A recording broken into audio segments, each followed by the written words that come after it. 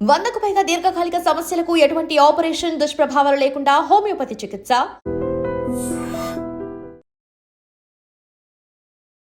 విశాఖలో భారీ చోరీ తీవ్ర కలకలం రేపుతోంది. కంచరపాలెం పోలీస్ స్టేషన్ పరిధిలోని ఇందిరానగర్ 5లో హైవేకి ఆనుకొని ఉన్నటువంటి ఒక ఇంట్లో భారీ చోరీ జరిగింది.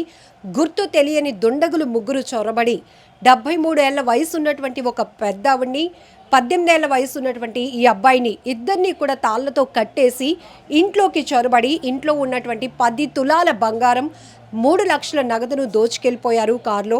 అబ్బాయితో మాట్లాడదాం. అసలు ఇంత దారుణంగా అంటే సినిమాటిక్ రేంజ్లో ఇప్పుడు దొంగతనాలు జరుగుతున్న తీరు మనం చూస్తున్నాం. ఏకంగా తాళాలు వేసి ఉన్నటువంటి ఇళ్లలో చోరీల నుంచి మనుషులు ఉంటుండగానే కత్తులు కటార్లు కూడా తీసుకొని వచ్చి తాళ్లతో కట్టేసి వాళ్ళని నిర్బంధించి దొంగతనానికి పాల్పడుతున్న పరిస్థితులు మనం చూస్తున్నాం. అసలు ఏం జరిగింది, అర్ధరాత్రి 1 గంట ప్రాంతంలో జరిగిన ఈ భారీ చోరీకి సంబంధించి పూర్తి డీటెయిల్స్ చూద్దాం. అమ్మ, మీ పేరు? కృష్ణకాంత్ రెడ్డి. ఓకే, ఏం జరిగింది? Night actually around 12:45 అలాగైంది. నాన్నమ్మ ఈ రూమ్లో పడుకున్నారు, నేను హాల్లో సోఫా మీద పడుకున్నాను. నాన్నమ్మ చెప్పడం వరకు అయితే ఎవరో ముగ్గురు వచ్చి బ్యాక్ డోర్ నుండి వచ్చి వెంటనే నానమ్మని కట్టేశారు అన్నట్టుగా చెప్పారు. నాకేంటంటే ఎప్పుడు ఈ డోర్ క్లోజ్ చేసి ఉండదు, అలాంటిది హాఫ్ క్లోజ్ చేసి ఉండడం వల్ల నాకు ఎందుకు డౌట్ వచ్చింది. అప్పటికి సౌండ్ చేసేటప్పటికి ఏమైందా అని చెప్పి నేను వచ్చిన వెంటనే నేను ఇలా డోర్ చిన్నది పుష్ చేసిన వెంటనే మిగతా డోర్ని పుష్ చేసి ఓ మనిషి వచ్చి సడన్గా పేక పట్టుకొని అలా వెనక్కి తీసుకెళ్ళి తోసినట్టుగా జరిగింది నన్ను. అది అయిపోయిన తర్వాత ఆ మనిషి వెనకాతలు ఇంకో మనిషి వచ్చాడు. ఇంకొక మనిషి వచ్చి ఇద్దరు కలిపి ముఖం మీద అది గుద్ది వెంటనే చేతులకి ట్యాగ్స్ అవి వేసేసారు. కట్టేసిన తర్వాత కాళ్ళు కట్టేశారు. కొంచెం అరుస్తున్నట్టు అయితే మూతికి కూడా ప్లాస్టర్ వేసేసారు. మూతికి కూడా కంప్లీట్ 360 లాగా, అంటే ఓన్లీ ఇలా కాకుండా కంప్లీట్ 360లో ప్లాస్టర్ వేసేసారు. అదేవిధంగా ఏదైతే వెంటనే ఇన్సిడెంట్ అయిన వెంటనే నానమ్మ అరుస్తుంటే ఒక 10 మినిట్స్ అయిన తర్వాత వాళ్ళు వచ్చి అంతా 10 మినిట్స్ అవుతుంది అనగా నా దగ్గరికి వచ్చి ఏంటి నా మొబైల్ తీసుకున్నారు. అలాగే మొత్తం మెడంతా చెక్ చేశారు, చైన్ ఏమైనా ఉంటుందేమో అని చెప్పి చైన్ ఏం లేకపోయేటప్పటికి చేతికి చూసారు. చేతికి అరతులో డైమండ్ రింగ్ ఒకటి ఉంటే దాన్ని అడిగారు. దాన్ని తీసుకోవడానికి చూస్తే నేను ఇలాగా చేతులు బిగబెట్టేటప్పటికి చోటు అనే ఒక వ్యక్తిని పిలిచి ఒక చెక్క డస్టర్ లాంటి దాంతో మండల మీద కొట్టిన వెంటనే నేను చెయ్యి వదిలేసిన వెంటనే ఉన్న రింగ్ని, అంటే రింగ్ చాలా టైట్, సో ఆ ఉన్న రింగ్ని కొంచెం ఒక నిమిషం 2 నిమిషాల పాటున బాగా స్ట్రగుల్ అవుతూ తీసిన తర్వాత ఆ రింగ్ తీశారు. రింగ్ ఉన్నటువంటి ఫింగర్, సో దాంతో డస్టర్తో కొట్టి మరి అక్కడ ఉన్నటువంటి డైమండ్ రింగ్ని కూడా తీసేశారు. అది అయిపోయిన తర్వాత ఈ రూమ్లోకి వచ్చేసిన తర్వాత మళ్ళీ సడన్గా ఏమైందో తెలియదు. వితిన్ 1 to 2 మినిట్స్లో మళ్ళీ వచ్చి ఒక మనిషి ఏమొచ్చి ఇలా పట్టుకుని ఇంకొక మనిషి 2 సార్లు గట్టిగా గుద్దాడు. తర్వాత దానివల్ల కొంచెం బాగా ఇయర్ దగ్గర పెయిన్ వస్తుంది, అదేవిధంగా వాచింది. అది అయిపోయింది. ఇలాగ నేను అక్కడ నుండి క్రాల్ అవుతూ వచ్చి ఈ బెడ్ ఎడ్జ్న కొంచెం షార్ప్గా ఉంటుందని చెప్పి ఆ ట్యాగ్స్ని కట్ చేసుకున్నాను. కాలికి ట్యాగ్స్, చేతికి ట్యాగ్స్, మొత్తం కంప్లీట్గా నడవలేని సిచ్యువేషన్. నాన్నమ్మ మరుస్తున్నారు, ఏమైందో తెలియదు. అందుకు అలాగని చెప్పి ఇక్కడ దాకా వచ్చి ఇక్కడ అవి కట్ చేసుకుని ఇంకా అదే కాళ్ళతో ఇంకా ఇక్కడ సిజర్స్ ఉంటాయి బేసిక్గా, అవన్నీ ఎతికితే ఎక్కడ దొరకలేదు. ఆ రూమ్లోకి వెళ్ళి నైఫ్ అది తీసుకొచ్చి అప్పుడు ఫస్ట్ నాన్నమ్మ చేతికున్న వీటిని టేప్ అది కట్ చేసి, కాలుకున్న టేప్ అది కట్ చేసి అప్పుడు నా కాలుకున్నది కట్ చేసుకున్నాను. అప్పటికే మొత్తం బీరువాని బ్రేక్ చేసి అందులో ఉన్న అప్పటికి బీరువా మొత్తాన్ని బ్రేక్ చేశారు. కంప్లీట్గా ఉన్నవన్నీ తీస్తారు. బట్టలు కూడా ఇక్కడ ఇప్పుడు మీరు ఏదైతే చూస్తున్నారో మంచం మీద ఉన్న బట్టలు కాస్త ఇక్కడ ఉన్నాయి. ఇక్కడ ఎలాగంటే ఇంకా నేను రావడానికి కూడా ప్లేస్ లేదు, అడ్జస్ట్ అవుతూ అలాగా అటు ఇటు కదులుతూ క్రాల్ అవుతూ వచ్చే పొజిషన్లో ఉంది. అలా వచ్చాను. ఈ ఇన్సిడెంట్ అంతా జరిగింది అయిన ఒక 10 నిమిషాలకి, అంటే కొంచెం టైం పట్టింది, ఒక 5 to 6 మినిట్స్ అయ్యింది. నాన్నమ్మ ఏమొచ్చి లైట్లు అవి ఏమీ ఆన్ చేయొద్దు, డోర్స్ అన్నీ ఒకసారి మళ్ళీ చూడు అని చెప్పి వెంటనే డాడీకి కానీ మమ్మీకి కానీ కాల్ చేయమంటే నేను వెంటనే పిఎస్కి కాల్ చేశాను. 112 కాల్ చేసిన వెంటనే ఫాస్ట్ రెస్పాన్స్ వచ్చింది. ఎంత టైంలో వచ్చారు పోలీసులు? Within 5 minutes. ఎగ్జాక్ట్లీ ఏ టైం అమ్మా? మిడ్ నైట్ ఇది అరౌండ్ 12:45 to 1:15 ఇన్సిడెంట్ జరిగింది. 117కి నేను 112 కాల్ చేశాను. 120 కల్లా నాకు రిటర్న్ రెస్పాన్స్ వచ్చింది 112 నుండి. స్టేషన్ నుండి బీట్ కానిస్టేబుల్స్ కాల్ చేశారు, కానిస్టేబుల్ వాళ్ళు కాల్ చేశారు. అరౌండ్ 130 కల్లా షూర్గా చెప్పగలను, 130 కల్లా పోలీసులు అయితే వచ్చారు. ఫస్ట్ వచ్చారు, తర్వాత ఎస్ఐ గారు వచ్చారు, లా అండ్ ఆర్డర్ ఎస్ఐ గారు వచ్చారు, సిఐ గారు వచ్చారు. తర్వాత ఇదంతా వీళ్ళు వచ్చిన 3 పర్సన్స్ కదా, ఎంతమంది? ముగ్గురు. సో వచ్చిన ఈ 3 పర్సన్స్ కూడా ఎంత టైం ఇక్కడ ఇంట్లో మొత్తం ఈ బీభత్సాన్ని ఒక 20 to 30 minutes 20 to 30 minutes లో మొత్తం ఇల్లంతా 20 to 30 minutes లో మొత్తం ఇలాగ ఇచ్చేసారు. సో మీకేమనిపిస్తోంది? వాళ్ళ మీద ఏమైనా డౌట్ తెలిసిన వాళ్ళు అయి ఉండొచ్చా, లేకపోతే ఇక్కడ వాళ్ళ అవుట్ ఆఫ్ ఇతర స్టేట్స్ ఈ మధ్య యూపీ నుంచి వచ్చిన గ్యాంగ్స్ తిరుగుతూ ఉన్నాయి, అట్లా ఏమైనా అనిపించిందా? వాళ్ళ పేర్లు కానీ ఫేస్ కట్స్ కానీ? అంటే నార్మల్గా హిందీ మాట్లాడడం, అది కూడా అంత ఫ్లూయెంట్గా మాట్లాడడం వల్ల నేను నార్త్ ఇండియా అని చెప్పగలుగుతున్నాను. కానీ నార్మల్గా అయితే తెలిసిన వాళ్ళే అయ్యి ఉండాలి, బాగా తెలిసిన వాళ్ళే చేశారన్నాను నేను ఏది క్లారిటీ ఇవ్వలేను. ఎందుకంటే నేను కూడా చాలా తక్కువగా ఇంట్లో రెగ్యులర్గా వచ్చేవాళ్ళని కానీ లేదంటే తక్కువ కాబట్టి సో నేను ఏది క్లారిటీ ఇవ్వలేను. అంటే రోజు ఇంటికి వచ్చిన వాళ్ళే చేశారు అలాగని చెప్పి. వాళ్ళ భాష వాళ్ళ దీని ప్రకారం అయితే పక్కా నార్త్ ఇండియన్స్ అని అయితే చెప్పగలను. ఏ ఏజ్ గ్రూప్ మేబీ ఉండొచ్చు? ఏజ్ గ్రూప్ అయితే 20 to 25. వచ్చిన వాళ్ళందరూ సర్జికల్ గ్లౌజెస్ వేసుకున్నారు. తర్వాత మాస్క్ పెట్టుకున్నారు. కంప్లీట్ 360, ఓన్లీ ఐస్ కనిపిస్తాయి, ఓన్లీ ఐస్ కనిపించేలా ముగ్గురు మాస్క్లు వేసుకున్నారు. అందులో ఒకళ్ళు నేను నోటీస్ చేసినంత వరకు red or maroon colour shirt వేసుకొచ్చారు విత్ బేర్ ఫుట్, షూస్ కానీ చెప్పులు కానీ ఏం వేసుకోలేదు. అది సో వచ్చిన వాళ్ళు ఏమైనా వెపన్స్ లాంటివి తీసుకొని వచ్చున్నారా? అంటే నా ఐడియా ప్రకారం అయితే టూల్ కిట్ అయితే ఒకటి తీసుకొచ్చారు, అదైతే 100% షూర్. కానీ వెపన్స్ ఏవైతే తీసుకొచ్చారు అన్న దాని మీద నేను ఎటువంటి గ్యారంటీ ఇవ్వలేను. అంటే ఈ వెపన్స్ తీసుకొచ్చారు లేదా ఈ వెపన్స్ ఉండే ఛాన్స్ ఉంది అని నేను ఏది 100% చెప్పలేను. ఇంట్లో ఎవరెవరు ఉంటారు? నేను, చెల్లి, మమ్మీ, డాడీ, నానమ్మ. అమ్మ, డాడీ, చెల్లి ఎక్కడికి వెళ్ళారు? డాడీ హైదరాబాద్ ట్రిప్ వెళ్ళారు. యాక్చువల్లీ పైన సేమ్ పోర్షన్ హౌస్ ఉంది, ఓన్లీ నైట్ టైం పడుకోవడానికి అది యూస్ చేస్తారు. Same portion house plus guest house ఉంది, అది ఓన్లీ పడుకోవడానికి యూస్ చేస్తారు అంతే. సో వాళ్ళు అక్కడ పడుకున్నారు, మేము ఎదురు ఇక్కడ పడుకున్నాం. అంటే డాడీ ఊరు వెళ్ళారు కదా అన్న ఉద్దేశంతో. ఎన్ని డేస్ అవుతోంది ఇంట్లో మీ ఇద్దరే ఉంటే? అంటే నానమ్మ మీరు మాత్రమే ఉండే? 2 days. సో మేబీ వీళ్ళు రెక్కి నిర్వహించి ఉండొచ్చేమో. అంటే ఇంట్లో వాళ్ళు ఎవరు ఊరు వెళ్ళే పొజిషన్ ఉంది, ఇద్దరే ఉండొచ్చు అని ఏమైనా తెలుసుకొని ఇదంతా చేసి అవన్నీ మనం చెప్పలేం కదండి. అవన్నీ మనం చెప్పలేం. రెక్కి చేశారు, ఏదో చేసిన వాళ్ళకి తెలియాలి లేదంటే ఇంకెవరికైనా తెలియాలి, కానీ మనకైతే తెలిసే ఛాన్సెస్ అయితే ఏం లేవు. సో నైట్ మీ దగ్గర నుంచి ఇమ్మీడియట్గా ఫోన్ లాగేసుకున్నారా? మీరు ఇంట్లో అమ్మకి డాడీకి ఎవరికైనా కాల్ చేయడానికి ట్రై చేశారా? నా మొబైల్ అయితే నేను హ్యాండిల్ చేసే పొజిషన్లో లేను. ప్లస్ సిరి అలర్ట్ చేద్దామంటే కూడా నోరు మొత్తం మూసేసింది కాబట్టి ఐ వాజ్ హెల్ప్లెస్. అండ్ మొబైల్ని అంతా నా రింగ్ తీసుకునే టైంలో మొబైల్ని దివాన్ కాట్ కింద తీసుకురేశారు. సో పెద్ద ఆమెతో కూడా ఒక్కసారి మాట్లాడదాం. ఎందుకంటే నైట్ అర్ధరాత్రి 1 గంట ప్రాంతంలో వచ్చినటువంటి ముగ్గురు దుండగులు, అంటే ఈ అబ్బాయి చెప్తున్న ప్రకారం వాళ్ళైతే పూర్తిగా హిందీలో మాట్లాడుతున్నారు వాళ్ళ కాన్వర్జేషన్ కాబట్టి యూపీ సైడ్ వాళ్ళు కావచ్చు, మన స్టేట్ వాళ్ళైతే కాదు అని ఒక అనుమానం వ్యక్తం చేస్తున్నారు.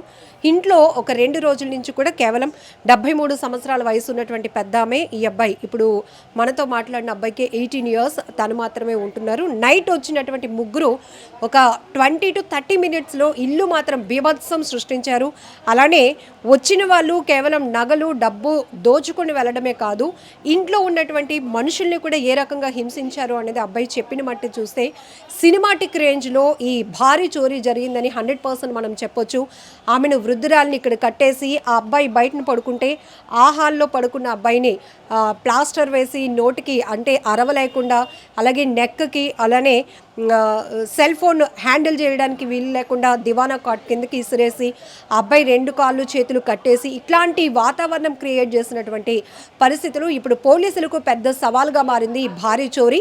ఆ పెద్దావిడితో కూడా మాట్లాడదాం. అసలు నైట్ ఎట్లాంటి పరిస్థితులు, ఆ పరిస్థితులు కూడా వాళ్ళు కొంత ప్యానిక్ అయిపోకుండా ఆ మనవడిని ఆమె కొంత గైడ్ చేయగలిగినటువంటి పరిస్థితిలో ఉన్నారంటే ఒకసారి ఆమెతో కూడా మనం మాట్లాడదాం. అమ్మా, ఏం జరిగిందమ్మా? మీ పేరు? ఎల్లయ్యమ్మ. ఏం జరిగింది? ఎన్ని గంటలప్పుడు వచ్చారు? 1 గంట అప్పుడమ్మా. 1 గంట అప్పుడు నేను 12 గంటలకు లేచాను, వాష్రూమ్కి వెళ్ళి వచ్చాను. వస్తే నిద్ర పట్టలేదు, 12:30 ఇలాగ అవుతుంది.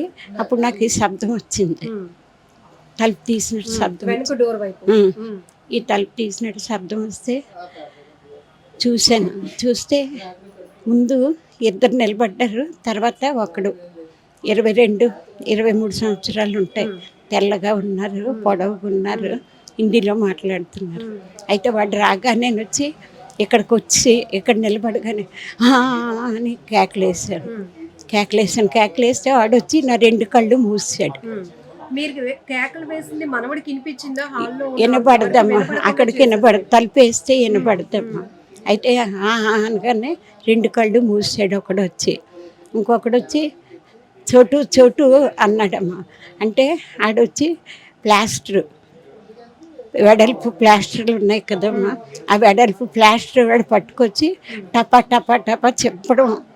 మనం కట్ చేస్తే అవుతుంది కదా, చింపుతున్నాడు. చింపి వీడికి అందిస్తే ముక్కు ఇక్కడి నుంచి ఇదంతా ముఖం అంతా వేసాడమ్మా. నన్ను కూర్చోబెట్టి ఇలాగ ముఖం అంతా చుట్టాడమ్మా. ముఖం అంతా చుట్టాడు. దెబ్బ తగిలింది, వాళ్ళు కొట్టారు. ప్లాస్టర్ నుంచి కొట్టలేదమ్మా, ప్లాస్టర్ నుంచే అది ప్లాస్టర్ అంతా అంటించాడమ్మా. అంటించేస్తే నేను వచ్చి "ఊ" అంటున్నానమ్మా. నా ఎంతటి నాకే వినపడుతుంది. "ఊ" అంటే నన్ను వచ్చి ఊరుకోమని చెప్పాడమ్మా హిందీలోను. ఊరుకోమంటే నేను కొంచెం అరడం తగ్గించాను. తర్వాత ఒకడు వచ్చి 2 చేతులు పట్టి దీనికి 5 తులాలు, నేను ఫంక్షన్కి వెళ్ళి వచ్చానమ్మా, ఉంచాను. గాజులు 2 చేతులకి 5 గాజులు తీసాడమ్మా. ఒకడు వచ్చి ఈడు పట్టుకుంటే లాగేశారు. ఈడొచ్చి ఇట్లా ఆగుతుంటే ఇది అడ్డీసి రాలేదమ్మా ఉంగరం. అప్పుడు నేనే తీసిచ్చాను, అడిగి తీసిచ్చాను. భయం వేసింది మీకు, వాళ్ళు ఏదో చేస్తారు అన్న భయం వేయలేదమ్మా నాకు. వాళ్ళకి ఇచ్చేయాలని ఇచ్చాను. ఈ ఉంగరం లాగేసాడమ్మా. ఉంగరం లాగిస్తే ఉంగరం లూజుగా ఉంటుంది. ఉంగరం వచ్చింది, పట్టుకెళ్ళిపోయాడు. తర్వాత చెవులు ఇలా లాగాడు, పెద్దవే స్టార్లు. చెవులు ఇలా లాగానే ఈ చేతులతోనూ ఇలాగ వద్దని చెప్పాను. అడిగి వద్దంటే ఆడ వదిలేశాడు. నేను చెప్పాను నేను ఇస్తాను అనేసి. అప్పుడు వదిలేస్తే నేనే చీరలు తీసి ఈ 2 పెద్ద చెవులువి మాటిల్లును తీసిచ్చేస్తే చీరలు పడిపోయాము. అక్కడ పెట్టాను చెవులు విని మాటిల్లును. అది చేతికి ఇచ్చాను. ఇచ్చేస్తే అది పట్టుకెళ్ళిపోయాడు. గొలుసు తీసాడు, ప్లాస్టర్ కట్టేసాడు కదా, గొలుసు ఎలాగొస్తుంది మీద నుంచి, రాదు కదా. ఆడొచ్చి గొలుసు తీయిపోయాడు ఇలా మీద నుంచి. తీయిపోయి ఇంకొకడు వచ్చి టప్పమనే శబ్దం వచ్చింది. అంటే కట్ చేసాడు. ఇది గొలుసు కట్ చేసాడు. 2 తులాలన్నర ఇది. తర్వాత వచ్చి నేను చెయ్యము అన్నట్టుగా మాట్లాడారు. వాళ్ళు మాట్లాడితే నాకు అర్థమవుతుంది, నేను మాట్లాడలేను. వాళ్ళు హిందీలో చెప్పాను. అరవకు, అలాగనే నిన్నేమి చెయ్యు అని చెప్పారు. అయితే ఒకడు వచ్చి ఇలాగ తల రుద్ది ఇలా తల మీద చేసి హెడ్డెక్క అన్నాడు ఇంగ్లీష్లో నన్ను. అంటే నేనేమనలేదు. చాలాసేపు ఒక 5-6 సార్లు ఇలా చేసాడు. చేసి వెళ్ళిపోతాము, అంటే గొడవ చెయ్యొద్దు ప్లాస్టర్ వేస్తారు కాబట్టి మీకు తలనొప్పి వస్తుందా అన్నట్టుగా అడిగాడమ్మా.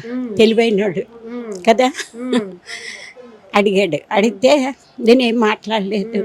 అయితే వెళ్ళిపోతున్నాం అని చెప్పారు. ఒకడు చెప్పాడు సోజా అన్నారు, పడుకోమని. ఇవన్నీ నాకు వచ్చి ఇక్కడొకడు కూర్చున్నాడమ్మా, ఇక్కడొకడు కూర్చున్నారు. కూర్చొని ఇగో ఆ టవల్తోనూ పేక నొక్కిపోయారు. ఈ టవల్తోనూ పేక నొక్కిపోయాడు. అక్కడ ఉంటుంది ఆ టవలు, అక్కడ తెచ్చి పేక నొక్కిపోయాడు. పేక నొక్కిపోతే నేను అరలేదు. అరపగానే ఇక్కడ కూర్చున్నాడమ్మా, ఇక్కడ గుండెల మీద కూర్చున్నాడు. ఇక్కడే ఇలా పడుకున్నాను. గుండెల మీద పడుకొని ఉన్నారు, కాళ్ళ మీద ఒకడు, గుండెల మీద ఒకడు కూర్చున్నాడు. తర్వాత వచ్చి ఒకడు అటు నుంచి వచ్చి తాడు, అలా ప్లాస్టిక్ తాళ్ళు ఉన్నాయి కదమ్మా, అలా దాంతో కాళ్ళు కట్టేశాడు. కాళ్ళు చేతులు ప్లాస్టర్, అంతా ప్లాస్టరే. నోట్లో ప్లాస్టర్ కూరేశారు. నాకు నోట్లో కూరేశారు. నాకు అంటుకుపోతుంటే ఆఖరి వెళ్ళినప్పుడు మాత్రం పడుకోమని ఈ దుప్పటిని కప్పేసి, ఇదే నేను కప్పుకుంటా, దుప్పటిని కప్పేసి కాళ్ళు ఇలాగ ఉన్నాయమ్మా. నేను అనుకున్నాను, తండ్రి బాబా నాకేమి జరగకూడదు అనుకుంటే ఈ దుప్పటిని కప్పేశారమ్మా. దుప్పటిని కప్పేసి వెళ్ళిపోతామని చెప్పారు. చేయాల్సిన చేసేసి హింసించేసి వెళ్ళిపోతున్నప్పుడు తలనొప్పి వస్తుంది అని అడిగి మళ్ళీ దుప్పటి కప్పేసి దుప్పటి కప్పేసి వెళ్ళిపోయారమ్మా. ఇలాగే వెళ్ళిపోయారు ముగ్గురును. వెళ్ళిపోతే నేను ఒక 10 నిమిషాల వరకు అరవద్దు అన్నారు. ఇదంతా చేస్తున్నప్పుడు మనవడికి ఇంకేం తెలియలే. అప్పటికే ఆడికి కొట్టేశారమ్మా. ఆడి ఇక్కడ వరకు వస్తే నాని ఏటి అరుస్తున్నారు నాన్ని అనేసి ఇక్కడికి వస్తే ఆడిని వచ్చి వెనక్కి తోసి ఆడికి కట్టేసి ప్లాస్టర్ పెట్టేసి ఆ డైమండ్ రింగ్ ఉన్నది అడికి అది లాక్కొని తోసారు అక్కడికేను. సోఫా మీద నుంచి వచ్చాడు. ఆడు ఇలా పంగురుకొని కాళ్ళు కట్టేశారు కదా. అయితే ఇది వెళ్ళిపోతాం అన్నారు కదా. 10 నిమిషాల తర్వాత నేను ఊరుకొని నాను అని పిలుస్తున్నాను ప్లాస్టర్ ఉంటుండగా. నేను అంటే చిన్న మాట అంటున్నాడు.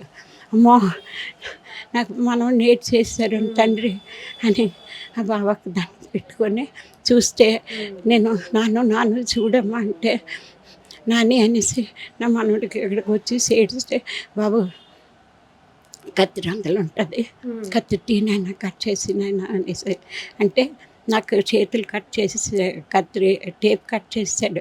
నేను ఇవన్నీ లాగేసుకున్నాను. చేతులు కాళ్ళు కూడా వెళ్ళడు కట్ చేసాడు. ఆడు కట్ చేసుకున్నాడు. 1:30 అయిందమ్మా. అప్పటికి అమ్మా ఫోన్ చేయగానే 18 మంది వచ్చారమ్మా పోలీసులు. 18 మంది 1:30కైనా 4 చేతులు ఎత్తి దండం పెట్టాలి. 18 మందికి వచ్చామ్మా. నువ్వు భయపడద్దు, వణికిపోతున్నావు, హాస్పిటల్కి తీసుకెళ్తాం అన్నప్పుడేను వద్దు నాన్న నాకు హాస్పిటల్ వద్దు, నేను రానన్నా పర్వాలేదు బాగున్నాను, ట్యాబ్లెట్లు వేసుకుంటున్నాను అనేసి అని చెప్తే అప్పటి నుంచి తెల్లవారి 8:30 అయిన వరకు ఉన్నారమ్మా. అందరూ కార్లు వేసుకొని వచ్చాను పోలీసులు. రాత్రి వచ్చిన ముగ్గురు మొహాలకి ఇవి వేసుకున్నారమ్మా, సంచిల్లట్టు వేసుకున్నారమ్మా, ఇవి పెట్టుకున్నారు గ్లౌజులు, చేతులకి గ్లౌజులు ఉన్నాయి నల్లవే ముగ్గురును. సంచిల్లట్టువి వేసుకున్నారు. కళ్ళు కనబడుతున్నాయి, ఇలా కనబడుతుంది, లూజువే కనబడుతున్నాయి గ్లౌజులు వేసుకున్నారు. సినిమాల్లో మనం దొంగలని చూసేటట్టు వచ్చారు, టీవీలో చూసినట్టు. ఏదైనా మీరు చాలా కొంచెం ధైర్యం చేసుకుని ఆ బాబాయ్ ఇచ్చాడమ్మా నాకు ధైర్యాన్ని. అదే మనవడు కూడా చెప్తున్నారు, నానమ్మ కొంచెం ధైర్యంగా ఉండి నన్ను ఇది చేయడం వల్ల కూడా కొంచెం నేను ఒక్కడేనమ్మా నాకు వారసుడు. ఇప్పుడు 5 సంవత్సరాలు అయ్యిందమ్మా. మా ఆయన గారు చచ్చిపోయి 20 రోజులకి నా కూతురు చచ్చిపోయిందమ్మా. ఆ సంవత్సరంలోనే తర్వాత అల్లుడు 18 రోజులకి ముగ్గురు 2020లోను. ఇంక నాకు ధైర్యం ఎక్కడి నుంచి వస్తుందమ్మా. సాయిరామ్ తల్లి ప్రాణాలతో బయట ఉన్నామమ్మా. నాకు అదే చాలమ్మా. నా పిల్లడు నేను చచ్చిపోయినా పర్వాలేదు కానీ పిల్లడు వాళ్ళు, ఎందుకంటే కొన్ని చోట్ల దొంగతనాలు మనుషులను కూడా చంపేసి. అవునమ్మా. లేదమ్మా వాళ్ళకి కూడా చేతులు ఎత్తాను పెట్టాను. నా మనవడిని కాపాడాడు బాబా ఉన్నాడు. ఒకటమ్మా అన్ని బాబాలే. మనోడు ఉన్నాడమ్మా. నా మనోడికి పోయిన బంగారం పోయిన వస్తువులు అన్ని జాగ్రత్తగా పోలీసులు కొన్ని రోజులు లేట్ అయినా మీ వస్తువులు మీకు వచ్చే దొరికినా దొరకకపోయినా పర్వాలేదు, మేము బాగున్నాం, నాకు అదే చాలు. నా మనవడు బాగున్నాడు, నాకు అదే చాలు.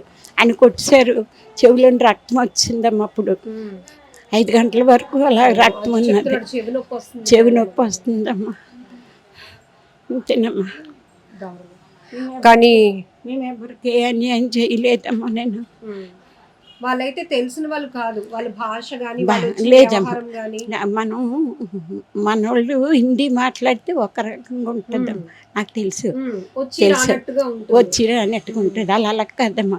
వాళ్ళు అందులో పుట్టి పెరిగిన అటుకసేలేనమ్మా. ఒరిస్సా వాళ్ళు వాళ్ళే.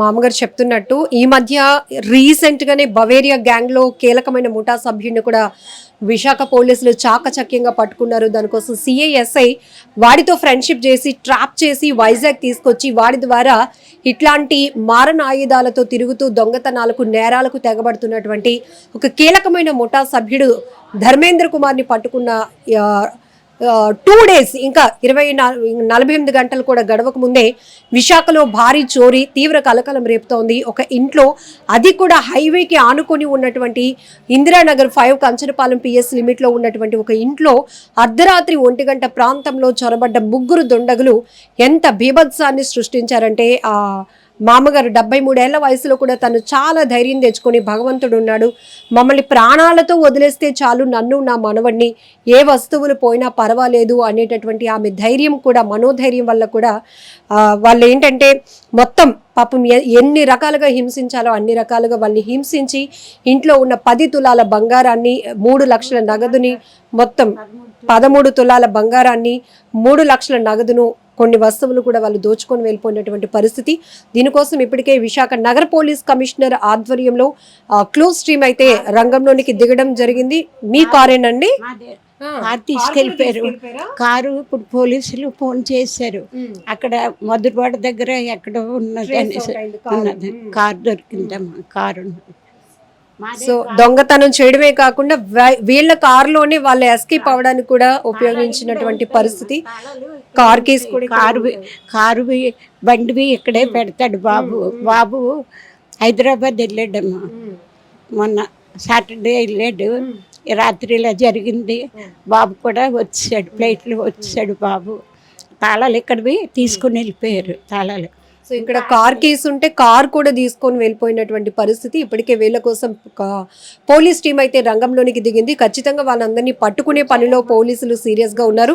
సో కాల్ చేసిన వెంటనే పోలీసులు ఇమ్మీడియట్గా రెస్పాండ్ అయిన తీరు పట్ల కూడా వీరు కొంత ఆనందం వ్యక్తం చేస్తున్నారు. ఎందుకంటే ఆ టైంలో ఇద్దరే ఉన్నారు, ఎవరు రాని పరిస్థితి. 18 మంది పోలీస్ టీం ఇమ్మీడియట్గా రెస్పాండ్ అయ్యి రావటం వల్ల మాకు చాలా ధైర్యం వచ్చింది. ఆఖరికి వాళ్ళు చేసినటువంటి ఏదైతే బీభత్సం క్రియేట్ చేసి వెళ్ళారు, సినిమాలో నేను టీవీలో చూస్తూ ఉంటాను ఆ తరహా దొంగతనాలు, అది నాకే జరగటం అనేది నేను జీర్ణించుకోలేకపోతున్నాను, వణికిపోతున్నాను రాత్రి జరిగినటువంటి పరిస్థితిని చూసి అంటూ ఆమె చెప్తా ఉన్నారు. ఏది ఏమైనా కూడా జాగ్రత్తగా ఉండాల్సినటువంటి పరిస్థితులు ఉన్నాయి. ఎప్పటికప్పుడే విశాఖ పోలీసులు ప్రతి ఒక్కరిని హెచ్చరిస్తూ ఉన్నారు. వేరే ఇతర రాష్ట్రాల నుంచి, బీహార్, ఉత్తరప్రదేశ్ నుంచి వస్తున్నటువంటి దుండగులు తెగబడుతున్నారు. ఎక్కడికక్కడే గోల్డ్ రేట్ పెరుగుతోంది. ఎక్కువ శాతం ఈ భారీ చోరీలకు తెగబడుతున్న పరిస్థితులు ఉన్న నేపథ్యంలో అందరూ అలర్ట్గా ఉండాల్సిన పరిస్థితి ఉంది. సీసీటీవీ ఉందా అమ్మా ఇంటికి? ఉన్నాయమ్మా, అవి పని చేయలేదమ్మా. మొన్న ఊరులు వచ్చాయి కదా, అప్పుడు పోయాయి, పని చేయించలేదు. సో సీసీటీవీ ప్రాముఖ్యత కూడా ఎక్కువగా పోలీసులు చెప్తా ఉన్నారు. ఇట్లాంటి నేరస్తుల్ని త్వరితగతిన పట్టించడానికి అవకాశం ఉంటుంది. నేరస్తులు ఎవరైనా ఏదైనా ఒక రకమైన చోరీలకు కానీ ఏదైనా క్రైమ్ చేయడానికి వచ్చినా సీసీ కెమెరాలు ఉంటే కనుక కొంత భయపడే పరిస్థితులు కూడా ఉంటాయి. కాబట్టి ఈ రకంగా ఫస్ట్ పబ్లిక్ ప్రతి ఒక్కరూ కూడా మీరుంటున్నటువంటి గృహాలకి కావచ్చు, అపార్ట్మెంట్ కావచ్చు, ఏదైనా వాణిజ్య సముదాయాలైనా సీసీ కెమెరాలు అనేది మస్ట్ అండ్ షుడ్ గా పెట్టుకోవాలని కూడా పోలీసులు హెచ్చరిస్తున్నారు. దీన్ని ఒక సూచనగా తీసుకోండి, మీరు కూడా అలర్ట్ గా ఉండండి. నిజంగా ప్రస్తుతం ఉన్నటువంటి సమాజం దేనికి ప్రయారిటీ ఇస్తుంది? ఆర్థిక సంబంధాల చుట్టూ మాత్రమే తిరుగుతుంది. మళ్ళీ ఎన్నికలంగానే చాలా విరక్తి కలుగుతాం. మంచి అనిపిస్తుంది కదా, లేడీస్ కూడా ఛాలెంజింగ్ జాబ్స్ చేసినప్పుడు చాలా బాగుంటది. ట్రాఫిక్ అసిస్టెంట్స్ గా నియమించిన ట్రాన్స్జెండర్స్ అందరితో సాల్యూట్ చేయించుకుంటున్నారు. ఫుడ్ డెలివరీ ఇవ్వటానికి వెళ్ళినటువంటి డెలివరీ బాయ్ అనిల్ పై కళ్ళ ముందు